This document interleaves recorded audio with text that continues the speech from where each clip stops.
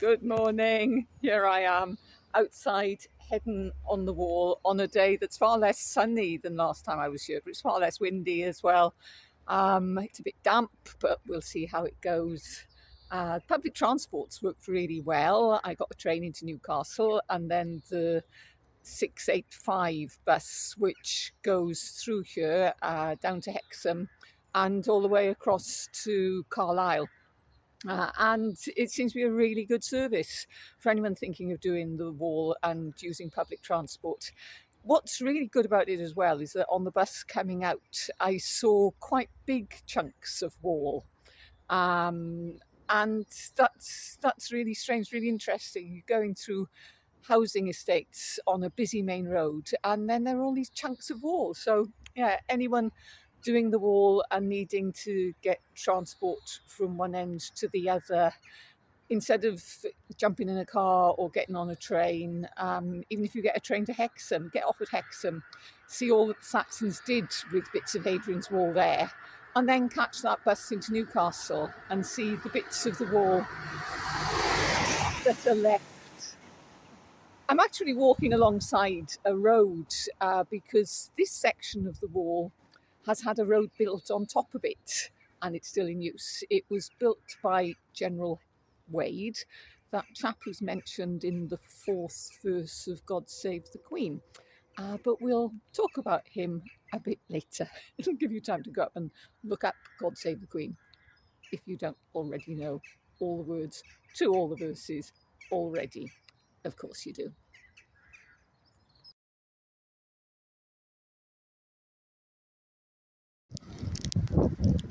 Well, the grey skies have changed to drizzle and then gone on to proper wet rain. I've got my waterproofs on, including my waterproof trousers.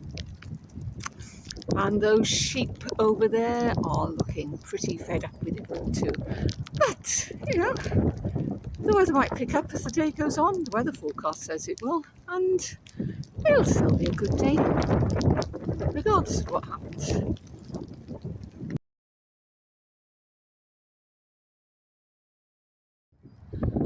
The footpath doesn't walk on the road itself, which has the wall underneath.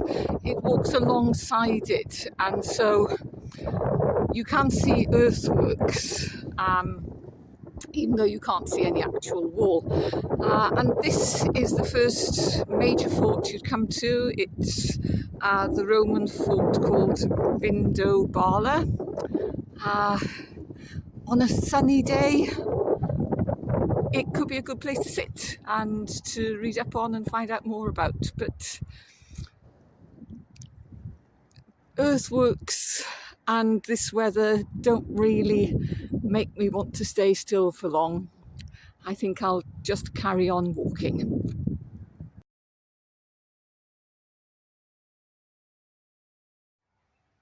Hello, I'm sitting in the bird hide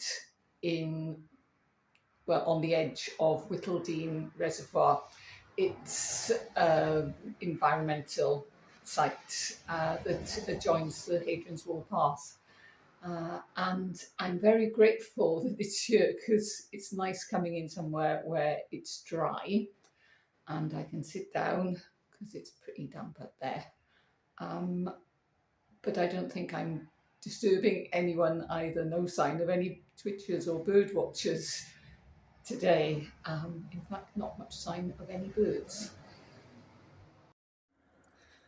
There are also picnic benches, and really on any other day, this would be a great place to sit and take in the scenery and have a good long break. But sadly today, there's not much scenery to see because the mist is so thick. But, it's here for me to come back to another day.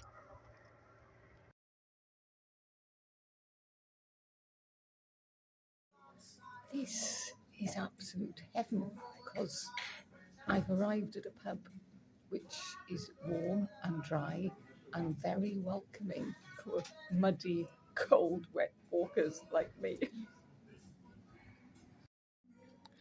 I ordered a roast pork sandwich, but I seem to have most of a roast pork dinner with gravy and all the trimmings. I've also got a pot of lovely hot tea, and if I swing round, I can make you jealous by showing you that I'm sitting right next to a really lovely blazing fire, which after the morning I've had out in the soggy wet rain is so nice. But I'm sure I will make it back outside there and do the rest of my walk. I'm just going to take my time here before I do that. It's entirely possible that the only Robin Hood connection that this pub has is some extras who might have gone there for the odd pint when Kevin Costner was making his film, but I don't care about that. I've just had a great bite to eat and a wonderful hot cup of tea, and I've dried out, and the staff were lovely and friendly and welcoming towards walkers. So now I'm fit and ready to go. I've got 8 miles to go. I'm sure it's not actually as wet as it was when I went in there. It might be drying up now. Let's see how the day goes.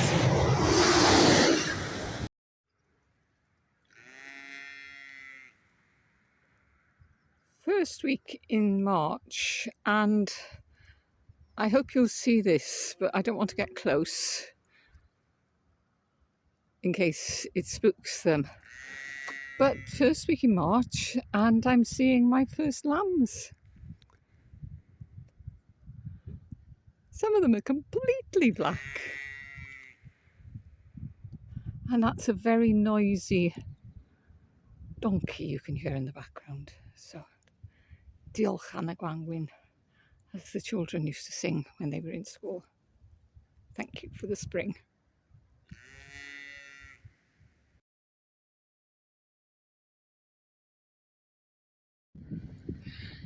It's hard to be sure because it's been such a misty day.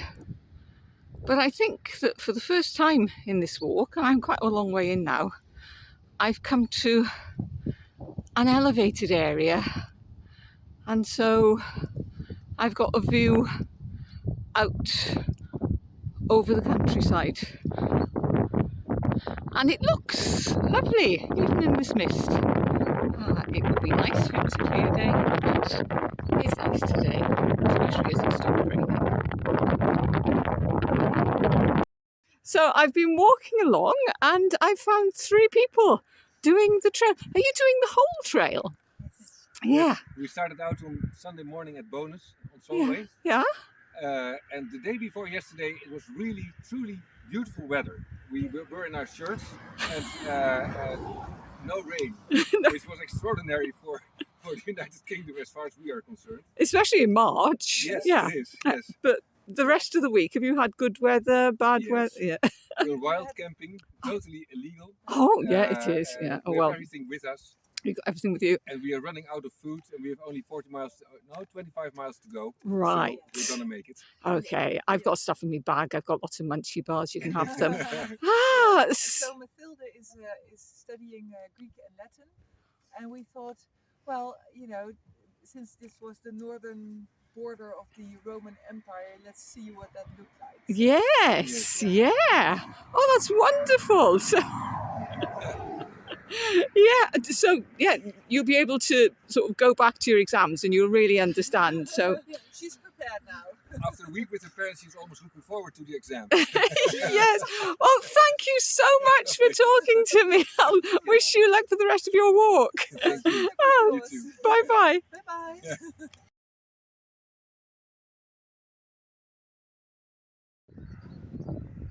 Well, I've got about 4 more miles to go.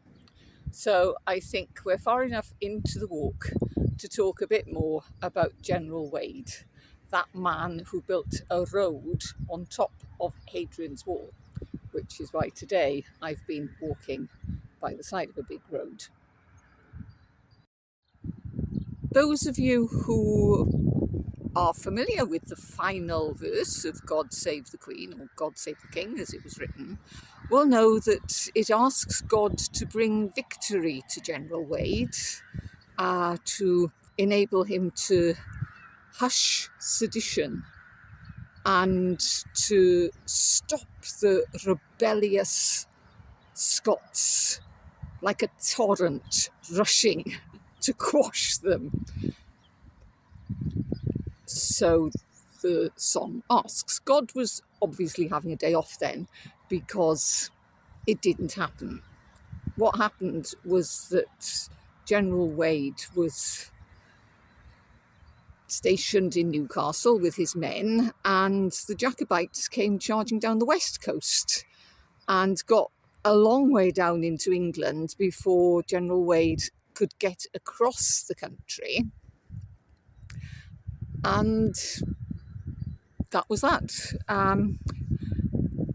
So he didn't manage to crush them or hush their sedition on that occasion. As a result, General Wade thought he wasn't going to have that happen to him again, and so he built a wall across the country using this section anyway. The foundations were made out of Hadrian's Wall, and they continue to be so to this day. So no Hadrian's Wall today for me, just a few stones now and again when I'm walking below the level of the road. But this area isn't just known for battles between the English and the Scots. This area is also known for a battle between the Saxons and a group of people who at that time were known as the Britons and now would more likely be recognised as Welsh, because we're just 3 miles away from a site called Heavenfield. As well as being the Hadrian's Wall National Trail, much of today has also been part of the St Oswald's Path, another national trail dedicated to the memory of St Oswald. Now, St Oswald wasn't just a saint, he was also a Saxon king. And St Bede very much saw him as saintly because of what happened at the battle at Heavenfield. At Heavenfield, St Oswald, King Oswald, fought with Cadwallon, the King of Gwynedd, which now we think of as an area in North Wales. And Cadwallon had far more soldiers than Oswald, but St Columba appeared to Oswald the night before and had a chat with him, and Oswald defeated Cadwallon, even though Cadwallon had far more soldiers. And as a result of that, all of Oswald's forces, or most of them anyway, according to St Bede, the Venerable Bede, converted to Christianity. So St Bede really liked him. However, it didn't stop there, because what happened was a few years later, Cadwallon's son came back and he defeated the Saxons. And so for a period of time, this area was ruled by the Britons, or as we would now view them, the Welsh. But then they were defeated again, and in time the Saxons were defeated by the Normans, and things went on. And then after time, a Welsh family called the Tudors came to power, and they ruled over the whole lot for quite a number of years. And I think of all the kings and queens of England, the Tudors are possibly the best known.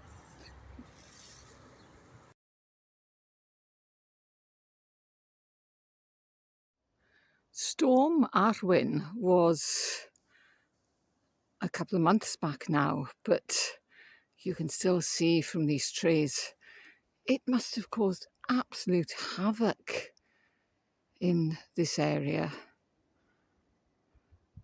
You see these and it's really quite scary, and you think, you've really got to be careful what days you come outside, because lovely calm areas like this can be quite nasty if you catch them in the wrong conditions. And I'm having to carefully pick my way through here. Even national trails can cop it if the weather decides to be against them.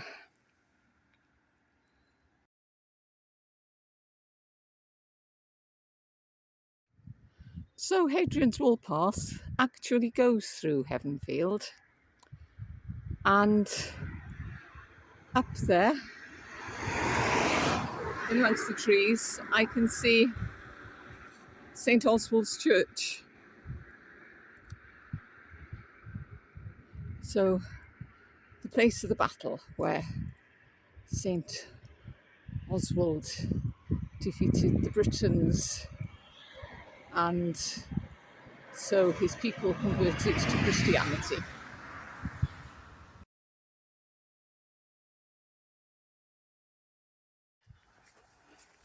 And a couple more miles to go today, and I think I can see some wall. Yes, I can see some wall. It's been a long old day today, and I've been wondering whether this Hadrian's Wall thing was ever going to materialise. But I think it has, and I think from here on in we're going to see a lot more of it.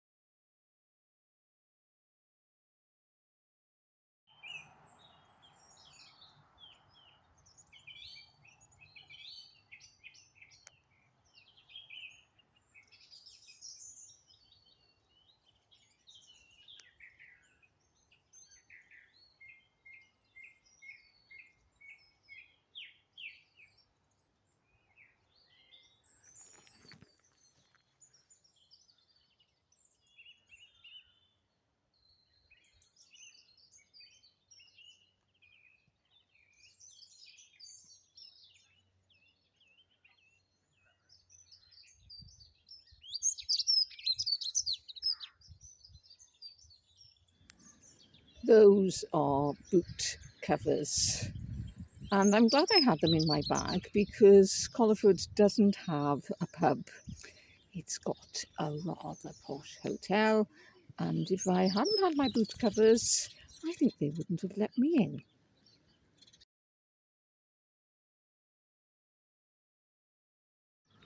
And I'm now back at the bus stop.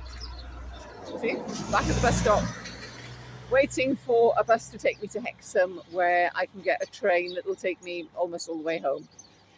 So far, public transport's been great, and I've got every faith in this. I'm sure it'll work, yeah.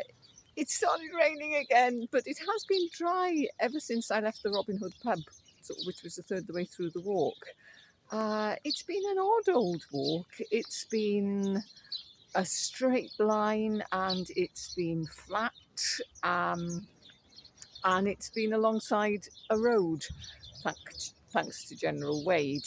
But it has been interesting because there's been no road to be seen, and I have noticed perhaps the earthworks more. I've noticed the vallums, I've noticed the ditches, I've noticed the stuff around. If the weather had been better, I possibly would have taken more time looking at them. But I've got to say, on a day like today, I tend to just put my head down and walk. I've met some great people again. Apart from the Dutch family, the people I've met have all been local people going for walks. But, you know, they've been friendly. It's been nice talking to them.